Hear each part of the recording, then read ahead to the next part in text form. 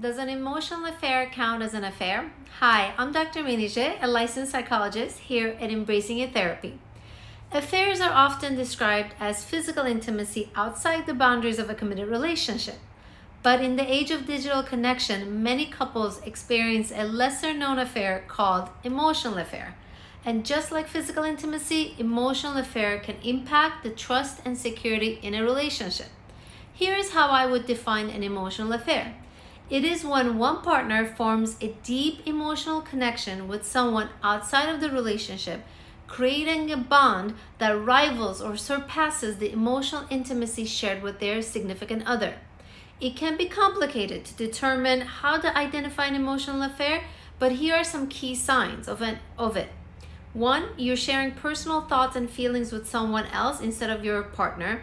2. Keeping connections secret from your partner. And 3. Feeling emotionally fulfilled or validated by the other person in ways that you don't feel in your relationship. So emotional affair may not be physical contact, but it can impact equally, if not more damaging, to the trust and the safety of the relationship. So here are 3 things you can do to overcome an emotional affair if this happens in your relationship. Number 1, acknowledge and take responsibility.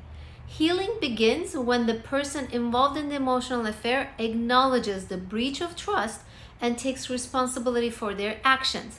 Openly admitting the emotional involvement and its impact on the relationship is so important. We want to avoid blame shifting and focus on understanding the hurt caused to your partner.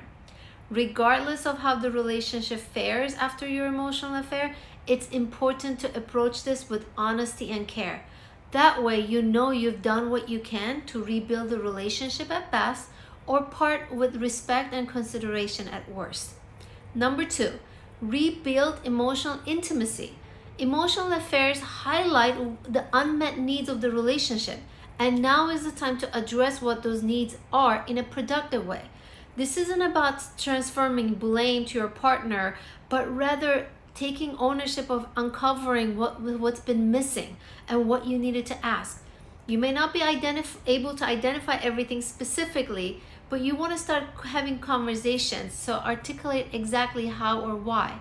This is when dedicated time together, open conversations can help eliminate what has been missing and what's needed by both of you. You and your partner are not roommates. You are 2 people who have chosen to build a life that is interconnected. And emotional intimacy with your partner is meant to exist for decades of life. 3. Set clear boundaries moving forward. Reestablishing trust requires setting and respecting clear boundaries. Both partners must agree on what is acceptable and what constitutes a breach of trust in the relationship. Transparency is the key. Whether it's sharing feelings of doubt or clarifying interactions with others, this process helps create a safe and secure space for both partners to heal. Set mutually agreed upon boundaries. By beginning where you agree, there will be some boundaries that seem like no-brainers for both of you. You will likely already know what some of these are because you talked openly about where trust was breached and why certain behaviors were inappropriate. And then work your way through a list and find what's easy to agree about. However, these conversations can be really difficult and challenging, and that's why here in our office, Woodland Hills, we offer couples therapy to help you and your partner recover, repair from an emotional affair. If you have any questions, please feel free to share them below. And if you are interested in therapy, also reach out to us and we will be able to help you. And I will see you in the next episode.